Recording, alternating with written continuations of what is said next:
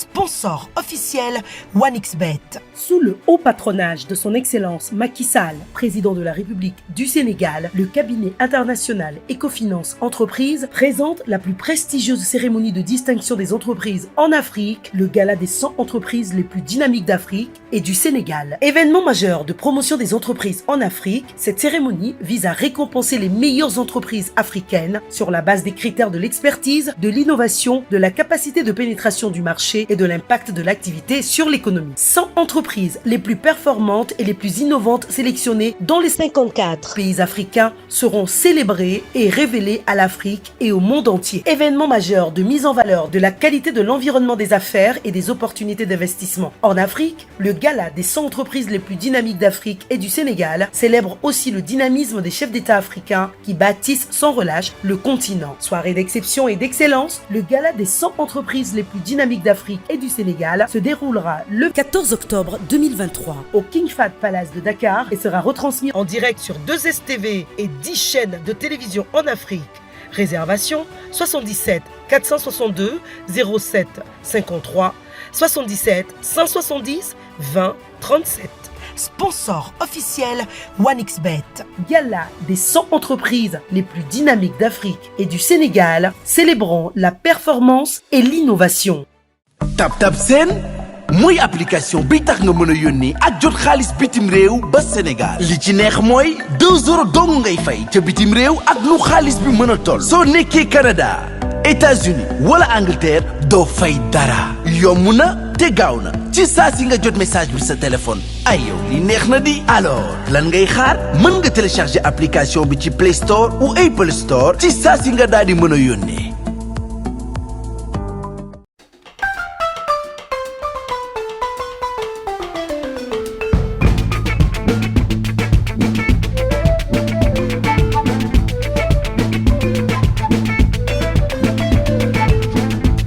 Chers amis internautes, bien le bonjour. Gannaaw bi ñu leen nuyoo jox leen li nga xam ne moo di seen wàccuwaay ñu leen di dalalaat jàmm fii ci VIP People ñuy dooree nag le journal VIP ak la forte mobilisation de ki nga xam ne moo di Massaly fële ca Thiès moom nag mi ngi wax ne il soutient li nga xam ne moo di la candidature de Amadou Ba et tacle li nga xam ne nag ñoo di les détracteurs moom Massaly mi ngi wax ne les égarés nañu xam ne Benno Bokk Yaakaar na et ne peut avoir Benno Bokk Yaakaar benn candidat la mën a am te kenn sax nag mooy candidat wam muy kii di Amadou Ba en l'occurrence nag moom le premier ministre Amadou Ba nga xam ne le président Macky Sall moo ko tànn moom Massaly mi ngi wax ne nag bataille ba ca Thiès aura bel et bien lieu et mi ngi wax ne ñoom ils jetteront personnellement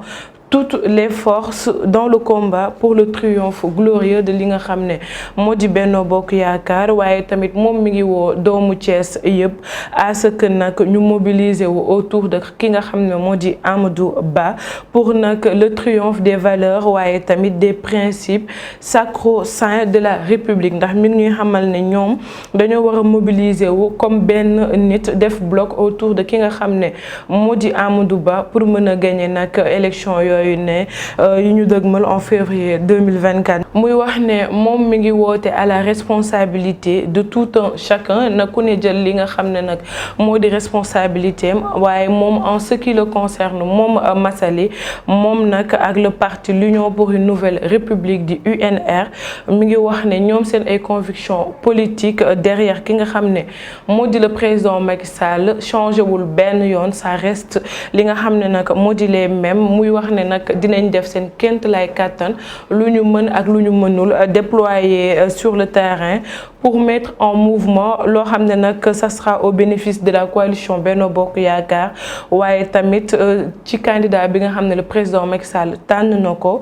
pour nag mu dem ca élection présidentielle en 2024 moom mu ñuy xamal Massaly nag ne c'est ainsi qu'une tournée nationale moom nag dafay waajal lii di tournée nationale boo xam ne jot nañ ko inscrire ci seen ay tablettes pour aller nag à la rencontre de population bi saafonteeg ñoom ndax loolu mooy base bi waaye tamit pour nag gën a promouvoir li nga xam ne moo di les valeurs de la coalition waaye tamit en vue de li nga xam ne moo di son meilleur enchaînement jusque dans les chaumières de fële nga xam ne moo di porter la candidature de kii di Amadou Ba muy wax moom Mohamed Massaly Macky Sall pour tey Macky Sall pour toujours te ñoom dinañ xeex def seen kent lay kàttan ba ki nga xam ne nag moo di Amadou Ba gagné li nga xam ne moo di élection yi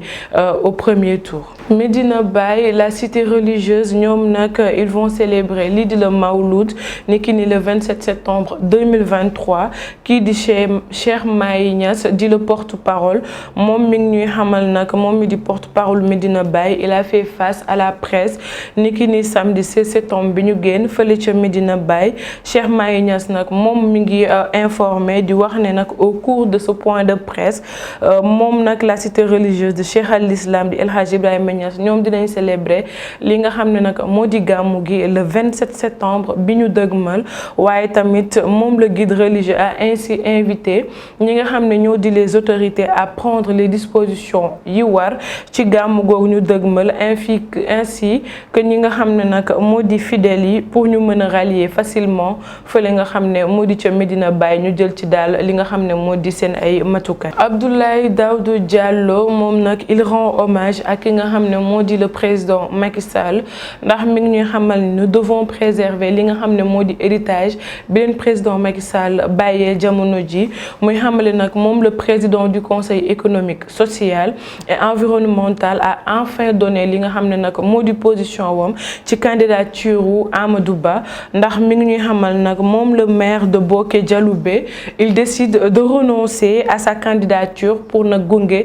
kii di président Macky Sall moo di daal kii di Abdoulaye Daouda Diallo moom du samp ndëndëm ci élection yi ñu dëgmal waaye day topp ci ginnaaw ki nga xam ne moo di Amadou Ba nga xam ne moom le président Macky Sall tànn pour mu nekk nag candidat wu Benno Bokk Yaakaar waaye nag ñu ñuy xamal ne dans la poursuite des efforts pour un Sénégal rayonnant mi ngi wax ne je n'ai pas hésité moom nag hésité wul benn yoon ci à me présenter parce que je peux valablement revendiquer lii di une double légitimité waaye mu ca ndax mi ngi ñuy xamal ne nag la légitimité du suffrage universel qui m'a permis d'être élu en tant que député au scrutin majoritaire départemental et maire de ma très chère commune di fee di Boké Dialoubé mu ni wax na ne moom à chaque fois que le devoir va l'appeler mu di la légitimité de l'expérience gouvernementale acquise nag à la tête bi mu toogee ci ministère stratégique ces postes de responsabilité nee na ils lui ont permis depuis plus de 11 ans au cœur de l'action gouvernementale et au service exclusif de nos concitoyens muy wax ne nag j'ai par conséquent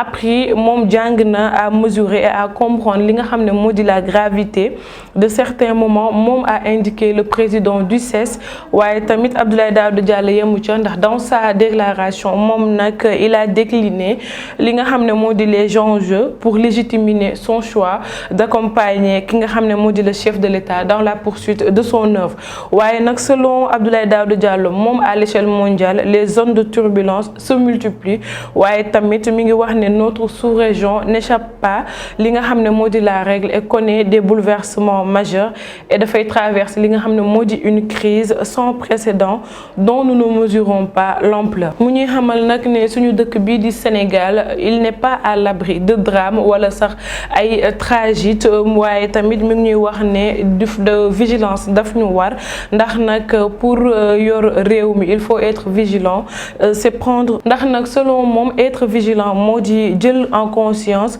que nous avons reçu li nga xam ne moo di ab héritage de tout ce que notre pays incarne en Afrique mu di nag les responsabilités particulières qui doivent être les nôtres dans le contexte au-delà de nos différences waaye tamit au-delà de li nga xam ne moo di seen ambition muy wax ne nag il faut ñu retrouver wu ñoom dans la cohésion et l'unité et seul li nga xam ne nag gage de succès dans les compétitions à venir ainsi nag mi ngi wax ne il nous faut faire tout pour sauvegarder li nga xam ne moo di héritage bi leen le président Macky Sall bàyyeel moom le président Abdoulaye Daouda Diallo moom nag mi ngi wax ne mi ngi rendre hommage et di remercier ki nga xam ne moo di le chef de l'État pour confiance bi nga xam ne porté na ko ci jëmmam ji depuis bi ñu àndee leur compagnonnage waaye nag d'ailleurs Abdoulaye Daouda Diallo a énuméré li nga xam ne nag moo di lors de sa déclaration post-nominatif yi nga xam yépp jot na ko toog ci nguur gi gannaaw bi fi Macky Sall toog ak léegi waaye tamit qui lui a consenti depuis son avènement à la tête du Sénégal mi ngi wax ne nag ay prétexte suffisant dira que Abdoulaye Daouda Diallo pour poursuivre et rester fidèle au chef de l'État. Présidentielle 2024 qui dit docteur Cheikh Tidiane Gadio. Présidentielle 2024 Cheikh Tidiane Gadio annonce li nga xam ne moo di sa candidature ndax nag li ñuy wax na les candidatures déclarées à 5 mois de la tenue de l'élection présidentielle ñoom nag ñu ngi continuer de plus belle ndax nag à quelques jours après kii di Thierno Alassane Sall ba mu waxee ne moom dafay déposer candidature moom l'ancien ministre des Affaires étrangères sous le régime de kii di Abdoulaye Wade moom il se jette à l'eau. Cheikh Tidiane Gadio s'engage et tamit mi ngi expliquer ne moom nag candidature am exigence absolue la ndax nag vu le contexte national africain et international très particulier muy wax ne c'est en effet d'après l'ancien parlementaire de la 13e délégation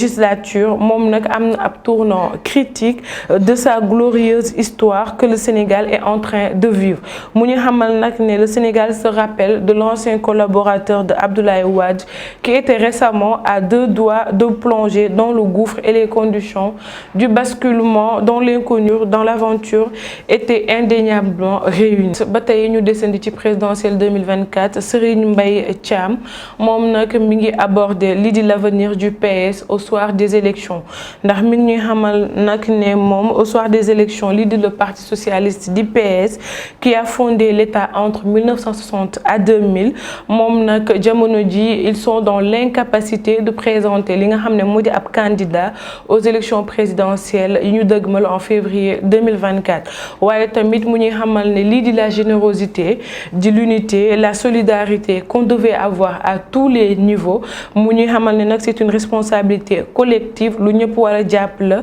muy ne nag ce dont je parle n'ont pas permis avec l'animation et la vie au parti de pouvoir être en mesure de présenter li nga xam ne nag moo di ab candidat loolu daal la reconnaître ki di Serigne Mbaye Thiam invité fële ca JDD ni dimanche 17 septembre. Amadou Ba désigné comme candidat de Benno Bokk Yaakaar ce qu'en pense ki di Serigne Mbaye Thiam moom ñuy di le ministre de l'eau et de l'assainissement moom nag il rentre dans les rangs ndax Serigne Mbaye Thiam moom nag dafa d'accord ci li nga xam ne moo di la position épouse la position du bureau politique BP du Parti socialiste moom il s'est rendu publiquement hier et validant li nga xam ne nag moo di la désignation de l'actuel premier ministre Amadou Ba comme candidat de la coalition Benno Bokk Yaakaar muy wax ne c'est un choix boo xam ne def nañ ko depuis le 9 septembre dernier waaye nag moom il va soutenir a-t-il fait savoir devant le jury du dimanche nekki ni démb ce dimanche 17 septembre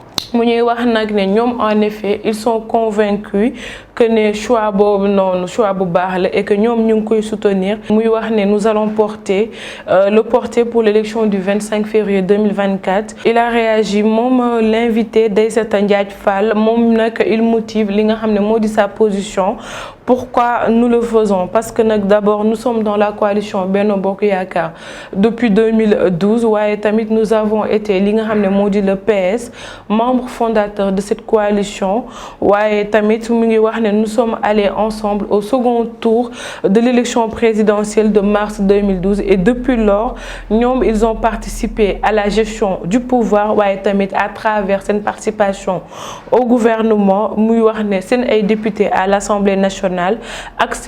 ak seen présence dans les collectivités territoriales que ñoom ñi ngi gérer jamono ji dans le cadre de la coalition. Présence annoncée de cocktails Molotov, descente musclée de BR et du Cygne au lycée de la Fosse ñu ngi xamal nag ni selon les informations yi nga xam ne nag journal bi Libération joxe na ko les éléments de la brigade de recherche SR de Dakar ñoom nag appuyés par li nga xam ne moo di ab détachement du groupement d'intervention rapide de la gendarmerie nationale ñoom ils ont effectué une descente musclée fële ca lycée de la Fosse. L'opération nag a eu lieu niki ni samedi bi ñu génn après que les gendarmes ñoom nag dañoo jot li def information faisant état de la présence de cocktails Molotov dans une maison située au cœur du lycée. waaye tamit souligne le journal que celui-ci précise que gendarmes yi nag gannaaw ba ñu demee sur les lieux notamment vers le centre de formation artisanale où ils ont effectué lii di ab perquisition dans une maison de service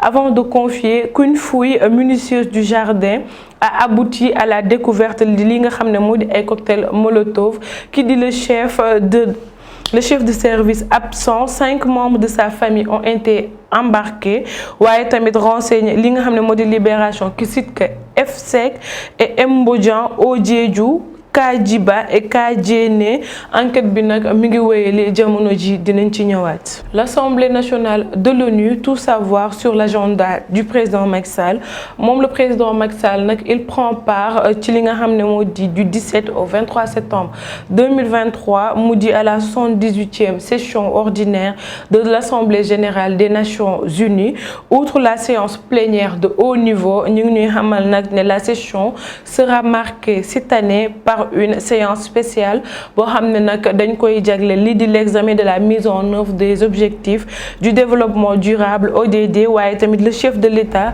co-présidera li nga xam ne moo di la table ronde dédiée au dialogue des chefs de l'État et de gouvernement ci li nga xam ne moo di la mobilisation des financements waaye tamit des investissements nécessaires à la réalisation des ODD. Il prendra nag également part ci li nga xam ne moo di à des événements en marge ci la session et aura plusieurs entretiens bilatéraux. Le retour du chef de l'État nag est prévu niki ni le 23 septembre 2023. ñu tëjee ak présidentielle 2024 ba tey rencontre imminente entre ki nga xam ne moo di le président Macky Sall ak Abdoulaye Daouda Diallo ak ki nga xam ne moo di Amadou Ba ndax nag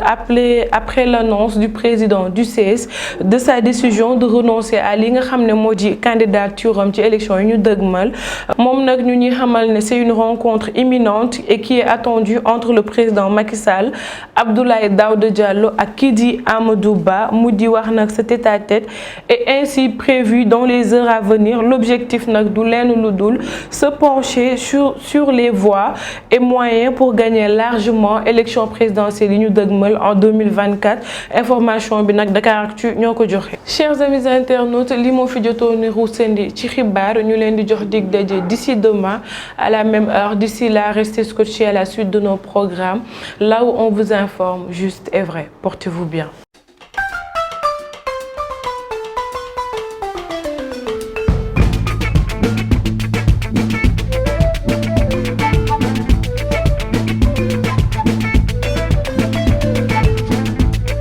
Sponsor officiel OneXBet. Sous le haut patronage de son Excellence Macky Sall, président de la République du Sénégal, le cabinet international Ecofinance Entreprises présente la plus prestigieuse cérémonie de distinction des entreprises en Afrique, le gala des 100 entreprises les plus dynamiques d'Afrique et du Sénégal. Événement majeur de promotion des entreprises en Afrique, cette cérémonie vise à récompenser les meilleures entreprises africaines sur la base des critères de l'expertise, de l'innovation, de la capacité de pénétration du marché et de l'impact de l'activité sur l'économie. 100 entreprises les plus performantes et les plus innovantes sélectionnées dans les 54 pays africains seront célébrées et révélées à l'Afrique et au monde entier. Événement majeur de mise en valeur de la qualité de l'environnement des affaires et des opportunités d'investissement. En Afrique, le gala des 100 entreprises les plus dynamiques d'Afrique et du Sénégal célèbre aussi le dynamisme des chefs d'État africains qui bâtissent sans relâche le continent. Soirée d'exception et d'excellence, le gala des 100 entreprises les plus dynamiques d'Afrique et du Sénégal se déroulera le 14 octobre 2023 au King Fahd Palace de Dakar et sera retransmis en direct sur 2STV et 10 chaînes de télévision en Afrique.